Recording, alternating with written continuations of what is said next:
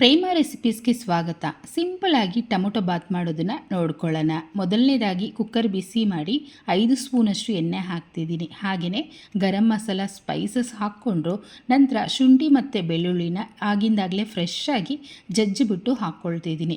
ಪುದೀನ ಸೊಪ್ಪು 4 ಹಸಿಮೆಣಸಿನ್ಕಾಯಿ, ಇದೆಲ್ಲ ನಮಗೆ ಚೆನ್ನಾಗಿ ಘಮ ಬರಬೇಕು. ಶುಂಠಿ ಬೆಳ್ಳುಳ್ಳಿ ಫ್ರೆಶ್ ಆಗಿ ಸೇರಿಸ್ಕೊಳ್ಳೋದ್ರಿಂದ ಟೊಮೊಟೊ ಬಾತು ರುಚಿಯಾಗಿರುತ್ತೆ. 1 ಈರುಳ್ಳಿ ಕಟ್ ಮಾಡಿ ಸೇರಿಸ್ಕೊಳ್ತಿದ್ದೀನಿ. ಈರುಳ್ಳಿನೂ ಅಷ್ಟೇ ಪೂರ್ತಿಯಾಗಿ ಹಸಿ ವಾಸನೆ ಹೋಗಬೇಕು, ಆ ರೀತಿ ಫ್ರೈ ಮಾಡ್ಕೊಳ್ಳಿ. ನಂತರ ಹಣ್ಣಾಗಿರುವಂಥ 4 ಟೊಮೊಟೊ ಸೇರಿಸ್ಕೊಳ್ತಾ ಇದ್ದೀನಿ.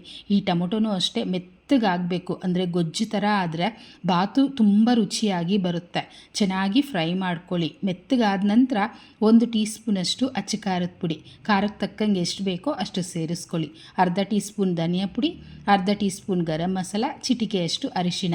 ಒಗ್ಗರಣೆಯಲ್ಲೇ ಎಲ್ಲ ಪುಡಿಗಳು ಸೇರಿಸಿ ಮಿಕ್ಸ್ ಮಾಡ್ಕೊಳ್ಳೋದ್ರಿಂದ ಬಾತು ಕಲ್ಲರು ಚೆನ್ನಾಗಿರುತ್ತೆ ಮತ್ತು ರುಚಿನೂ ಚೆನ್ನಾಗಿರುತ್ತೆ. 2 ಗ್ಲಾಸಷ್ಟು ನೀರನ್ನು ಹಾಕ್ತಿದ್ದೀನಿ. ಇದೇ ಗ್ಲಾಸಲ್ಲಿ 1 ಗ್ಲಾಸ್ ರೈಸನ್ನು ನೆನೆಸಿಟ್ಕೊಂಡಿದ್ದೀನಿ. ರುಚಿಗೆ ತಕ್ಕಷ್ಟು ಉಪ್ಪು, 1 ಕುದಿ ಬಂದ ನಂತರ ನೆನೆಸಿಟ್ಟಿರುವಂಥ ರೈಸನ್ನು ಹಾಕ್ತಾಯಿದ್ದೀನಿ. ಕೊತ್ತಂಬರಿ ಸೊಪ್ಪನ್ನು ಸೇರಿಸ್ಬಿಟ್ಟು ಚೆನ್ನಾಗಿ ಮಿಕ್ಸ್ ಮಾಡಿ 2 ವಿಸಿಲ್ ಕೂಗಿಸ್ಕೊಳ್ಳೋಣ.